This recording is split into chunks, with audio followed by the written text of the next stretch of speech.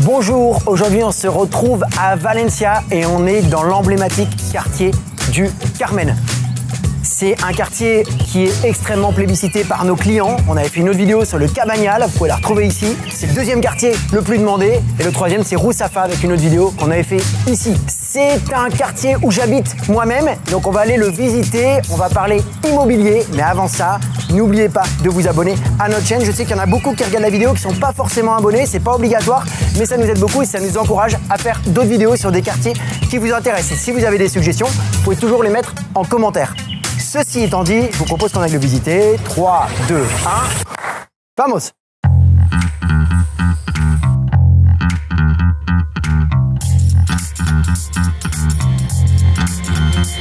Et puis dans le Carmen, ce qu'il faut savoir, c'est qu'il y a plein de petites terrasses, de places, de cafés. Donc les gens en profitent beaucoup. Là, on est sur la place à l'El Carmen.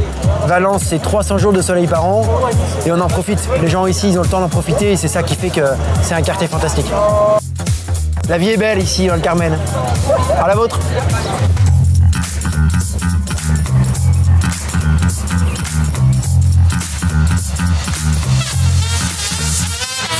Un des points caractéristiques aussi du Carmen, c'est le street art. Autrefois, c'était un quartier très punk. Il y a encore quand même pas mal de terrains vagues, d'endroits abandonnés où des artistes profitent pour exprimer leur talent. Et c'est pour ça qu'il y a beaucoup de gens qui font du tourisme typiquement exclusif street art. Ici, en particulier, dans le quartier du Carmen.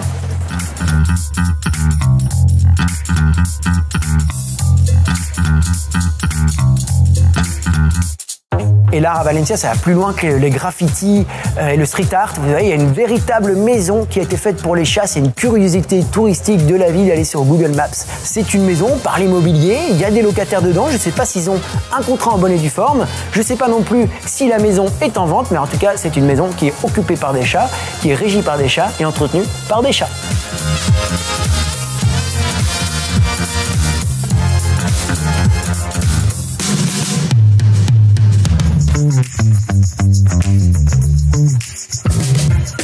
Alors, parmi les principaux monuments qu'on va retrouver à Valence, il y a ces tours qui sont derrière moi, qui ont été construites au XVe siècle, qui sont les tours de Serrano. Vous avez aussi les tours de Quart, qui fortifiaient l'entrée à la ville. Alors, elles n'étaient pas aussi grandes que ce qu'on voit maintenant, elles étaient quand même plus petites.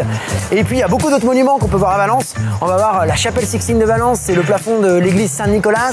On va voir le palais de la Generalitat, la cathédrale de Valence, évidemment. Enfin, il y en a vraiment, culturellement, pour tous les goûts. Et vous n'allez pas vous ennuyer.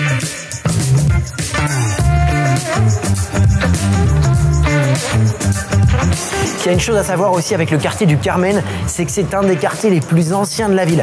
Il a pris forme au Moyen-Âge, lorsque Valence était sous domination musulmane. Et ce que vous voyez derrière moi, c'est le portal de Vadigna. C'était une des différentes portes de la ville, d'accord? Et entre ces différentes portes, les deux existantes encore aujourd'hui, ça va être celui-ci et les tours de Serrano, et il y a une muraille qui les unit. À certains endroits de la ville, vous pouvez apercevoir cette ancienne muraille qui est encore existante et qui est encore là. Mais tout ça pour vous dire que c'est les racines, le berceau, le cœur de Valence.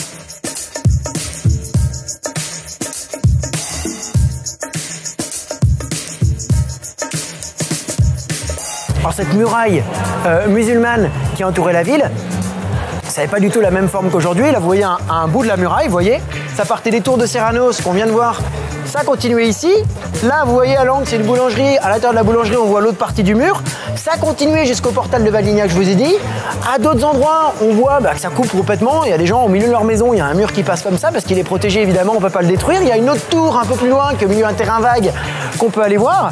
Et ça, c'est des vestiges de l'époque musulmane que peu de gens connaissent et qui sont très intéressants pour ceux qui s'intéressent à l'histoire de la ville. Un petit pouce bleu, s'il vous plaît, pour cette information parce que ça, c'était pas mal. C'est pas mal.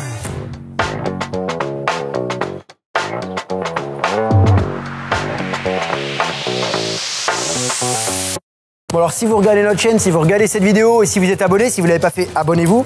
C'est parce que vous vous intéressez à l'immobilier en Espagne. Alors on va parler immobilier, on va parler prix au mètre carré. Dans le quartier du Carmen, on est à 2 900 € du mètre carré en moyenne. C'est-à-dire qu'il y a parfois un peu moins, ça veut dire qu'il y a parfois un peu plus. À Valence, la moyenne, c'est 2 300 € du mètre. Pourquoi on est plus cher? C'est logique, on est sur un quartier central, sur un quartier qui a du charme, sur un quartier qui est assez demandé. Et comme on dit en immobilier, s'il faut choisir 3 critères dans son achat, c'est localisation, localisation, localisation. Donc en étant super central, évidemment, on va avoir du coup un prix un peu plus élevé. On a des ruelles sinueuses, on va avoir des appartements parfois un peu moins lumineux, parfois sans ascenseur, mais on va avoir des appartements anciens, on va avoir du charme, on va avoir des hauteurs sous plafond, on va avoir de la poutre apparente, on va avoir de la brique apparente, et ça vous plaît beaucoup, vous, nos amis les Français, ce qui est moins le cas des Espagnols. Au niveau de la location, on va être sur 13 € du mètre, donc à 100 mètres carrés, ça se loue 1 300 € du mètre en moyenne.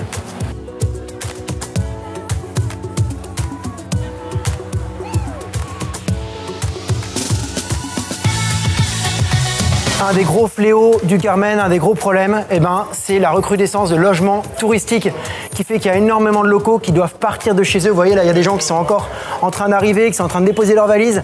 Le Carmen est en train de se convertir en hôtel. Moi, je suis moi-même voisin du Carmen et c'est quelque chose que tous les habitants qui habitent ici depuis des années déplorent parce qu'ils doivent même parfois aller vivre ailleurs parce qu'ils n'ont plus d'offres de logement, parce que les loyers sont arrivés à des niveaux vraiment stratosphériques.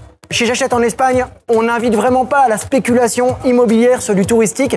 On invite les gens à s'imprégner de la culture locale, à venir vivre en Espagne, y passer leurs vacances, mais toujours en s'imprégnant et en respectant la culture locale. C'est quelque chose qui est très important pour nous.